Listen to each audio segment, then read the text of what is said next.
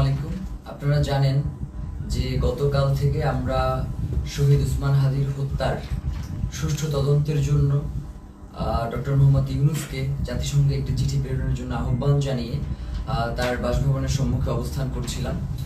আমরা খুব গুটি কয়েক মানুষ সেখানে ছিলাম এবং আমরা পুরো গতকাল 4টা থেকে আজকের এই সময় পর্যন্ত শহীদ ওসমান হাদির স্ত্রী, তার সন্তান এবং আমরা পুরোটা সময় ধরে কিভাবে শান্তিপূর্ণভাবে আমাদের এই দাবিটা আদায় করা যায় সেটা নিয়ে আমরা আমাদের মতো করে এগোচ্ছিলাম।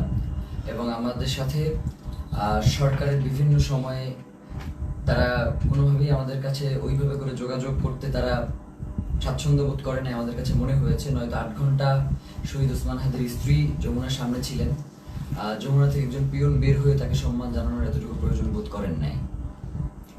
তো আমরা আজকে যখন শহীদ ওসমান হাদির স্ত্রী তিনি বিকেলবেলা জুমার নামাজের পরে তিনি আবার যখন এসে যমুনা অভিমুখে আসতে রওনা দিয়েছেন, প্রায় কাছাকাছি চলে এসেছেন, তখন আমাদের কিছু ভাই বোন তাদেরকে আমরা ভিতরে পাঠানোর জন্য চেষ্টা করতেছিলাম, কারণ শহীদ ওসমান হাদির স্ত্রী একা হয়ে গেলে তার সাথে কি ধরনের পরিস্থিতি ঘটতে পারে সেটা জানবার জন্যই মূলত আমরা তাদেরকে প্রেরণ করবার চেষ্টা করেছিলাম। এবং ভিতরে আমাদের কিছু ইনকিলাব কর্মী মঞ্চের সদস্য ছিল যাদেরকে ভিতর থেকে আবার বাইরে আসতে দেওয়া হচ্ছিল না। তো এই সার্বিক পরিস্থিতি তদারকির জন্য আমরা জুমা এবং শান্তা সহ যুবাকে প্রেরণ করেছিলাম যাতে ওরা গিয়ে দেখে আসে এবং ওদেরকে সঙ্গে করে নিয়ে আসে।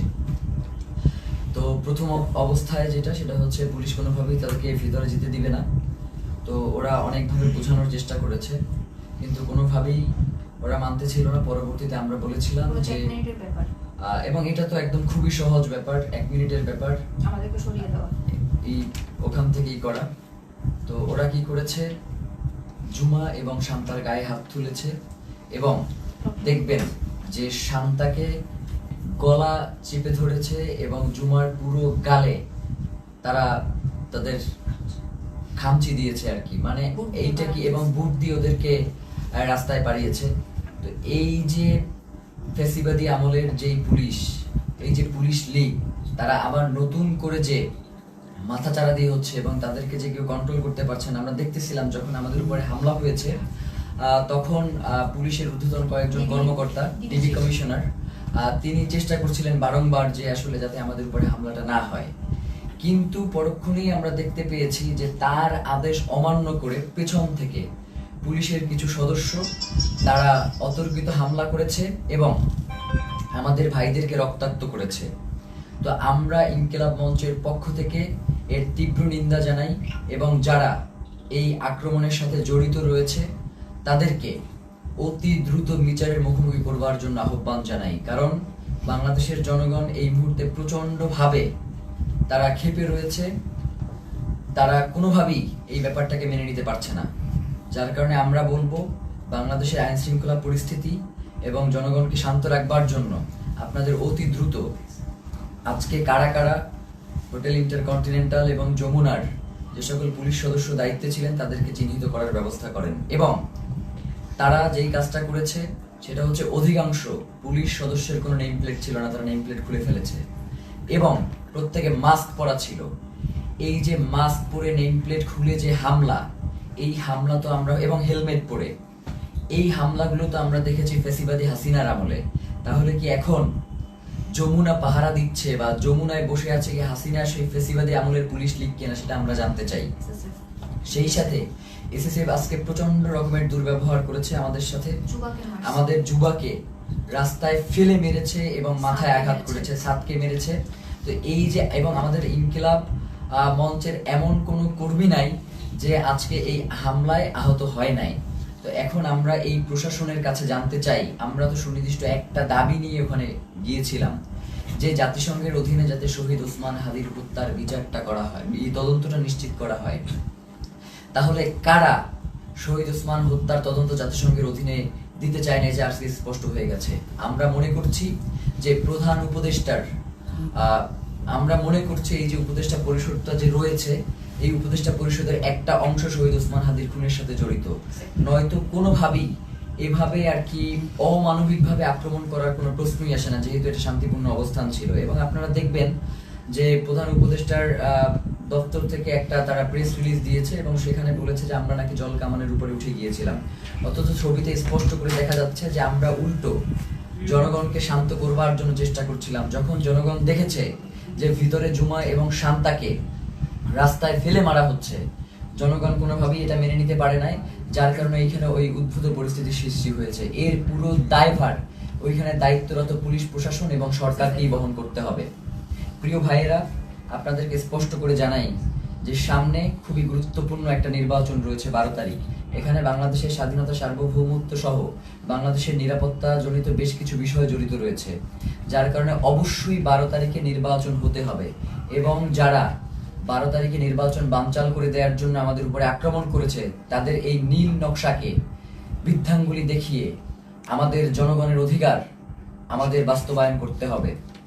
প্রিয় ভাইয়েরা, জনগণ, বাংলাদেশের জনগণ প্রচন্ড শান্তিপ্রিয় এবং তারা সব সময় সরকারকে সহযোগিতা করে আসছে, কিন্তু সরকার সেই জনগণের উপরে আজকে মুহুর্মুহু sound grenade, tear shell, rubber bullet এগুলো নিক্ষেপ করেছে। এবং এখনো তারা বিভিন্ন জায়গায়, যেমন শাহবাগে এখনো সম্ভবত আক্রমণ চলছে। একটু আগেও আমরা এই লাইভ শুরু করবার আগে দেখতেছিলাম যে শাহবাগে আক্রমণের মতো ঘটনা ঘটতেছে।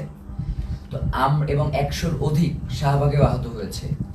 তো এই যে পুলিশের ন্যাক্কারজনক হামলা এবং তাদের যে লাগাম টেনে ধরা হচ্ছে না, তারা বলছে, মানে আপনি একটা জিনিস খেয়াল করেন, তারা বলছে যে আয় হাদির লাশ নিয়ে যা। মানে এইটা পুলিশের, মানে সে যদি আওয়ামী লীগ না হয়, সে যদি মানে সত্যিকার অর্থেই কোনো পুলিশ সদস্য হয়ে থাকে, তাহলে তার এই ধরনের কথা বলবার কোনো প্রশ্নই আসে না। তো আমরা স্পষ্টভাবে বুঝতে পারছি যে বর্তমান পুলিশ প্রশাসনের এই যে আওয়ামী লীগ গোষ্ঠী যারা এখন পর্যন্ত রয়ে গেছে, তাদেরকে ছাঁটাই করবার না করবার কারণে এই ধরনের উদ্ভূত পরিস্থিতি তৈরি হয়েছে। এর দায়ভার এই অন্তর্বর্তীকালীন সরকারকেই নিতে হবে। এবং আমরা আশঙ্কা করছি যে যমুনার ভিতরে হয়তো অন্তর্বর্তীকালীন সরকার সেফ না, কারণ যারা আমাদের উপরে যেইভাবে আক্রমণ করেছে, তারা যে কোনো মুহূর্তে যমুনায় ডক্টর মোহাম্মদ ইউনূসের উপরে আক্রমণ করতে পারে। এই ধরনের একটা আমরা আশঙ্কা বোধ করছি, কারণ এদের আক্রমণের সাথে হাসিনার পুলিশ লীগের আক্রমণ পুরোপুরি মিলে যাচ্ছে। এবং সেই সাথে আমরা এটাও আপনাদেরকে বলতে চাই যে আমরা দেখতেছেন তো আমাদের কি অবস্থা, তারপরেও আমাদেরকে শান্তিপূর্ণভাবে সকল অবস্থার মোকাবেলা করতে হবে। আমরা চাই যাতে বাংলাদেশে কোনো উদ্ভূত পরিস্থিতির সৃষ্টি না হোক, যার মাধ্যমে মূলত আজকের আক্রমণটা হয়েছেই হচ্ছে নির্বাচনকে বানচাল করে দেওয়ার জন্য। সুতরাং এই নির্বাচন অবশ্যই হতে হবে এবং সেটা 12 তারিখেই হতে হবে। এবং যারা নির্বাচন বানচাল করতে চায়, তাদেরকে আমাদের রুখে দিতে হবে। আমরা কোনোভাবেই এই নির্বাচনকে বানচাল করতে দিব না, কারণ বাংলাদেশের জন্য এই নির্বাচন অত্যন্ত গুরুত্বপূর্ণ। প্রিয় ভাইয়েরা, সেই সাথে আমরা আপনাদেরকে স্পষ্ট করে যে জিনিসটা জানাতে চাই, সেটা হচ্ছে শহীদ ওসমান হাদির হত্যার যেই তদন্ত, সেটা জাতিসংঘের অধীনেই হইতে হবে। আমাদের এখানে আমরা তাদের সাথে কথা বলেছি, তারা আমাদেরকে আশ্বস্ত করেছিল যে জাতিসংঘের অধীনে এটার তদন্ত হবে, কিন্তু তারা কোনো ধরনের সময়সীমা বেঁধে দেয় নাই। তারা ইতিপূর্বেও আমাদেরকে আশ্বস্ত করেছিল তারা ক্ষমতায় থাকা অবস্থাতেই শহীদ ওসমান হাদির হত্যার বিচার করবে, কিন্তু তারা সেই বিচার করতে পারে নাই। যার কারণে আমরা তাদের শুধুমাত্র কথায় আশ্বস্ত না হয়ে আমরা তাদের কাছে একটা দাবি করেছিলাম যে আপনি কবে নাগাদ এই কাজটুকু বাস্তবায়ন করবেন, এই চিঠিটা ইস্যু করবেন, সেটা আমাদেরকে জানান। এখন রাষ্ট্রের কাছে যদি আমাদের এতটুকু দাবি জানানোর অধিকার না থাকে, তাহলে তো বাংলাদেশ বলে কোনো রাষ্ট্র এই মুহূর্তে সাস্টেইন করবার কথা না। এখন তো এই রাষ্ট্র তাহলে অন্য দেশের প্রক্সি দিচ্ছে এই রাষ্ট্র কোনো না কোনোভাবে। তো প্রিয় ভাইয়েরা, আপনাদেরকে স্পষ্ট করে বলি, শহীদ ওসমান হাদির হত্যার তদন্ত জাতিসংঘের অধীনেই হইতে হবে এবং 8 তারিখে অবশ্যই এই অন্তর্বর্তীকালীন সরকারকে জাতিসংঘের কাছে চিঠি প্রেরণ করতে হবে। প্রিয় ভাইয়েরা, এক্ষেত্রে আমাদের কিছু দাবি রয়েছে। চিঠি শুধু প্রেরণ করলেই হবে না, চিঠির ভিতরে নিম্নলিখিত আমরা যে বিষয়গুলো বলবার চেষ্টা করছি সেগুলো অন্তর্ভুক্ত থাকতে হবে। প্রথমত, সরকারকে UNOSCHR কে অনুরোধ করতে হবে যেন তারা শহীদ শরীফ ওসমান হাদি হত্যাকাণ্ডে একটি স্বাধীন ও নিরপেক্ষ ইন্ডিপেন্ডেন্ট ফ্যাক্ট ফাইন্ডিং ইনভেস্টিগেশন পরিচালনা করে। এই তদন্তের স্পষ্ট কার্যপরিধি থাকবে যাতে ঘটনার সত্যতা নির্ধারণ, দায়ী ব্যক্তি ও তাদের সহায়ক নেটওয়ার্ক শনাক্তকরণ এবং জবাবদিহিতা নিশ্চিত করে করণীয় সুপারিশ অন্তর্ভুক্ত থাকবে। সরকারকে অনুরোধ করতে হবে যেন তদন্তে শুধু সরাসরি হামলাকারীদের নয়, বরং আড়ালে থাকা পরিকল্পনা, ষড়যন্ত্র, জড়িত থাকা বা সহযোগিতা, সহায়তা প্রদান কিংবা আশ্রয় প্রশ্রয় ও চিহ্নিত করা হয়, যা হত্যাকাণ্ড ও পরবর্তী পালিয়ে যাওয়াকে সম্ভব করেছে। মূল কথা হচ্ছে, খুন যারা করেছে, খুনের পেছনে যারা পরিকল্পনা করেছে, এখন পর্যন্ত খুনিদেরকে যারা আশ্রয় প্রশ্রয় দিয়ে রাখছে, তাদেরকেও এই তদন্তের মাধ্যমে উদ্ঘাটন করে নিয়ে আসতে হবে। সরকারকে পূর্ণ সহযোগিতার এক্ষেত্রে সরকারকে পূর্ণ সহযোগিতার নিশ্চয়তা দিতে হবে। এতে প্রাসঙ্গিক প্রমাণ ও স্থানসমূহে প্রবেশাধিকার অন্তর্ভুক্ত থাকবে। একই সঙ্গে রাষ্ট্রীয় বা অরাষ্ট্রীয় কোনো পক্ষের হস্তক্ষেপ না হওয়ার নিশ্চয়তা প্রদান করতে হবে। কিছু অভিযুক্ত সন্দেহভাজন বিদেশে পালিয়ে থাকতে পারে এমন প্রতিবেদনের প্রেক্ষিতে সরকারকে OSCHR এর সহায়তা চাইতে হবে, যাতে স্ট্রাকচারড ক্রস বর্ডার কোঅপারেশন নিশ্চিত হয়। এর মধ্যে লিগ্যাল অ্যাসিস্ট্যান্স ও ইনফরমেশন শেয়ারিং অন্তর্ভুক্ত থাকবে, যাতে দায়ীরা জবাবদিহিতা এড়িয়ে যেতে না পারে। মূল কথা হচ্ছে, শহীদ ওসমান হাদির হত্যার তদন্ত জাতিসংঘের অধীনেই হইতে হবে এবং এই তদন্ত কাজ যাতে কোনো ধরনের বাধাগ্রস্ত না হয়, সকল ধরনের সহযোগিতা এই রাষ্ট্রের পক্ষ থেকে নিশ্চিত করতে হবে। এর বাইরে আমাদের কাছে কোনো সেকেন্ড অপশন নাই। আজকে আমাদেরকে গুলি করেছেন, কালকে প্রয়োজনে আমাদেরকে মেরে ফেলেন, কিন্তু শহীদ ওসমান হাদির হত্যার বিচার এই বাংলার জমিনে হইতেই হবে। এর বাইরে কোনো সরকারের সেকেন্ড কোনো অপশন নেওয়ার কোনো সুযোগ নাই। প্রিয় ভাইয়েরা, আপনাদেরকে বলি, এই যে আজকে আমাদের উপরে যে ন্যাক্কারজনক হামলা হয়েছে, এই ন্যাক্কারজনক হামলার পিছনে কারা রয়েছে, কারা আমাদের উপরে অতি উৎসাহী হয়ে আক্রমণ করেছে এবং আমাদের ভাই বোনদেরকে, মানে একটা মানুষকে আসলে কতটা বাড়ি দেয়া যায় লাঠি দিয়ে, আমরা এটা প্রশাসনের কাছে জানতে চাই। একজন মানুষকে আমি ভিডিওতে দেখেছি 30 থেকে 32টা বাড়ি দিয়েছে। যতক্ষণ পর্যন্ত সে ওইখান থেকে নিরাপদ দূরত্বে না যাইতে পারছে, ততক্ষণ পর্যন্ত একজনের পরে আরেকজন তাকে আঘাত করতেই ছিল। ব্যাপার যেটা করতেছে সেটা হচ্ছে, আমাদের কাছে মনে হচ্ছে যে এই প্রশাসন এখন আর অন্তর্বর্তীকালীন সরকারের কথায় চলে না। এই প্রশাসনকে কেউ নিয়ন্ত্রণ করছে। সেই নিয়ন্ত্রক কারা, সেটা বাংলাদেশের জনগণের কাছে সরকারকে জানাতে হবে। নয়তো এই সরকারের অবশ্যই দায় থেকে যাবে যে কারা জুলাই জনতার উপরে এই আক্রমণটা করলো। তারা শহীদ ওসমান হাদিকে হত্যা করতে পারে নাই। শহীদ ওসমান হাদির হত্যার বিচারের দাবি যদিও জানানো না যায়, তাহলে তো এই রাষ্ট্র সামনে ফাংশন করবে না। এবং আমরা ইতিমধ্যেই দেখতে পেয়েছি যে রাজনৈতিক দলগুলো থেকে এই আক্রমণের ঘটনার ব্যাপারে প্রচন্ড উল্লাস প্রকাশ করা হচ্ছে, আপনারা দেখেছেন। আমরা আপনাদেরকে স্পষ্ট করে জানাই, এই 12 তারিখ ভোটের মধ্য দিয়ে তাদেরকে আপনাদের একটা স্পষ্ট বার্তা জানান দেওয়ার সুযোগ রয়েছে। আপনারা 12 তারিখ তাদেরকে ভোটে পরাজিত করে ইনসাফ ও বাংলাদেশের স্বাধীনতা সার্বভৌমত্বের একটা রাষ্ট্র গড়ে তুলবেন, এমনটাই আমাদের প্রত্যাশা। এবং গণভোটে অবশ্যই আপনারা হ্যাঁ দিবেন, কারণ জুলাই সনদ বাংলাদেশের জন্য অত্যন্ত গুরুত্বপূর্ণ। এর সাথে বাংলাদেশের স্বাধীনতা সার্বভৌমত্ব, সীমান্ত, নিরাপত্তা সবকিছু জড়িয়ে আছে। যার কারণে জুলাই গণভোটে আপনাদেরকে অবশ্যই হ্যাঁ দিতে হবে এবং যারা সৎ এবং যোগ্য, তারা যে দলেরই হোক না কেন, তাদেরকে ভোট দিয়ে আপনাদেরকে ইনসাফের বাংলাদেশ প্রতিষ্ঠার জন্য ক্ষমতায় নিয়ে আসতে হবে। এবং সাধারণ জনগণকে আপনারা আহ্বান জানাই যে আপনারা 8 তারিখ পর্যন্ত একটু ধৈর্য ধারণ করুন, যেহেতু সরকারের পক্ষ থেকে স্পষ্ট বিবৃতি দেওয়া হয়েছে যে 8 তারিখে তারা জাতিসংঘের কাছে এই চিঠি ইস্যু করবে, প্রেরণ করবে। তো এবং তার আগে অবশ্যই এই চিঠি প্রেরণের আগে এই চিঠিতে তারা কি লিখেছে সেটা আমাদেরকে দেখাতে হবে। এইটা না দেখিয়ে কোনো ধরনের ছল চাতুরি মার্কার চিঠি কোনো প্রেরণ করা যাবে না এবং এটা অবশ্যই আমাদেরকে নিশ্চিত করতে হবে। প্রিয় ভাইয়েরা, বাংলাদেশের স্বাধীনতা, সার্বভৌমত্ব এবং ইনসাফের লড়াইয়ের জন্য শহীদ ওসমান হাদি শাহাদাত বরণ করেছেন। আমাদেরকেও যদি শাহাদাত বরণ করতে হয়, আপনারা ইনসাফের এই লড়াইকে কোনোভাবেই থামিয়ে দেবেন না। ইনসাফের এই লড়াই আমাদেরকে অবশ্যই চালিয়ে নিয়ে যেতে হবে যতদিন পর্যন্ত আমরা বাংলাদেশের আজাদিকে টিকিয়ে রাখতে আমরা চাই।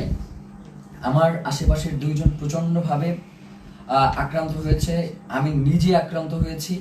আমার এবং আমাকে এবং প্রত্যেকের মাথা টার্গেট করে, এই যে আমার পাশে সালাউদ্দিন আম্মার বসে আছে, ওকে মাথা লক্ষ্য করে গ্রেনেড নিক্ষেপ করা হয়েছে, কিন্তু আল্লাহকে বাঁচিয়ে দিয়েছে যে সেটা জায়গা মতো ওরা নিক্ষেপ করতে সক্ষম হয়নি।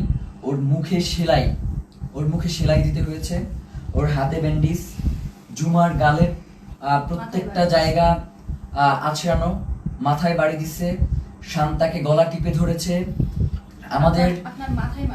আমাদের এবং ইনকিলাব মঞ্চের যারা ভিতরে ছিল, আমাদেরকে ওখান থেকে ওখান থেকে আমাদেরকে গুলি করে, রাবার বুলেট নিক্ষেপ করে সরিয়ে দেওয়ার পরে তারা আমাদের যে সকল ভাই ভিতরে আটকা ছিল, শত শত পুলিশ গিয়ে তাদেরকে নির্বিচারে পিটিয়েছে। ফাহিম সহ 2-3 জনের হাত ভেঙে গিয়েছে এই পিটানে। আমরা আমাদের আরেকজন কর্মী, যার অবস্থা খুবই সংকটাপন্ন ছিল, যাকে অক্সিজেন দিয়ে তারপর হসপিটালে নিয়ে আসতে হয়েছে এবং তাকে প্রচন্ডভাবে মাথায়, হাতে, কোমরে সব জায়গায় এত পেটানো হয়েছে যে সে এখন ট্রমাটাইজড। আমরা জানাতে চাই, এই সরকারকে বলতে চাই, আপনি অতি দ্রুত কারা এই আক্রমণ করেছে তাদেরকে চিহ্নিত করে বিচারের মুখোমুখি করেন, নয়তো যে কোনো পরিস্থিতির জন্য আপনাকে অবশ্যই দায়ী থাকতে হবে। কারণ বাংলাদেশের জনগণ ততক্ষণ পর্যন্তই শান্তিপূর্ণ যতক্ষণ পর্যন্ত জুলাইয়ের প্রেক্ষাপট তৈরি না হয়। আপনারা কিন্তু খুব তাড়াতাড়ি একটা জুলাইয়ের প্রেক্ষাপট তৈরি করে ফেলতেছেন। এখন যদি আপনারা এটাকে কন্ট্রোল করতে না পারেন তাহলে বাংলাদেশের স্বাধীনতা, সার্বভৌমত্ব কিন্তু টিকবে না। এবং আপনাকেও, প্রধান উপদেষ্টা আপনি আছেন, আপনি আমেরিকাতে চলে যাবেন সেটা হবে না। আমাদের কাছে জবাবদিহি করে এরপরে আপনাকে আমেরিকা যেতে হবে যে কেন জুলাই জনতার উপরে, শহীদ ওসমান হাদির ভাই বোনদের উপরে এভাবে ন্যাক্কারজনক হামলার মতো ঘটনা ঘটানো হলো। ছাত্র ভাইদেরকে উদ্দেশ্য করে বলি যে আমাদেরকে ধৈর্য ধারণ করতে হবে এবং আমাদেরকে এই লড়াই কৌশলের মধ্য দিয়ে, আমাদের যাতে মনোবল ভেঙে না যায়, আমাদেরকে সে ব্যাপারে সচেষ্ট থাকতে হবে। এই লড়াই তো একদিনের লড়াই না, আমাদের আজাদির লড়াই চলছে এবং আজাদির এই লড়াই চলবে। আমাদের এখন পিঠ থেকে গিয়েছে, আমাদের আসলে আর পিছনে যাওয়ার কোনো সুযোগ নাই। এখন থেকে আমাদেরকে সামনেই এগিয়ে যেতে হবে। 8 তারিখ পর্যন্ত যেহেতু সরকার সময় চেয়েছে, আমরা সরকারকে সেই সময়টুকু দিলাম। সে যদি এই সময়টা আগেই ঘোষণা করতো তাহলে তো এই ধরনের কোনো পরিস্থিতি তৈরিই হতো না। যার কারণে আমার কাছে মনে হয় যে সরকার ইচ্ছাকৃতভাবে এই ঘটনা ঘটিয়েছে। এর দায়ভার সরকারকেও বহন করতে হবে। বাংলাদেশের জনগণ এই অন্তর্বর্তীকালীন সরকারকেও ছেড়ে দেবেন, এটা বলে দিলাম। আজকের মতো আমরা সবাই প্রচন্ডভাবে আহত অবস্থায় এখানে বসে রয়েছি। ফাহিমের দেখেন যে পুরো ট্রাউজারটা ওর রক্তে লাল হয়ে আছে, আমার পুরো পাজামার রক্তে লাল হয়ে আছে, ওর পুরো হাত আঙুল ভেঙে গেছে, মুখে সেলাই দেয়া, এবং এইভাবে প্রত্যেককে এমন ভাবে আক্রমণ করা হয়েছে।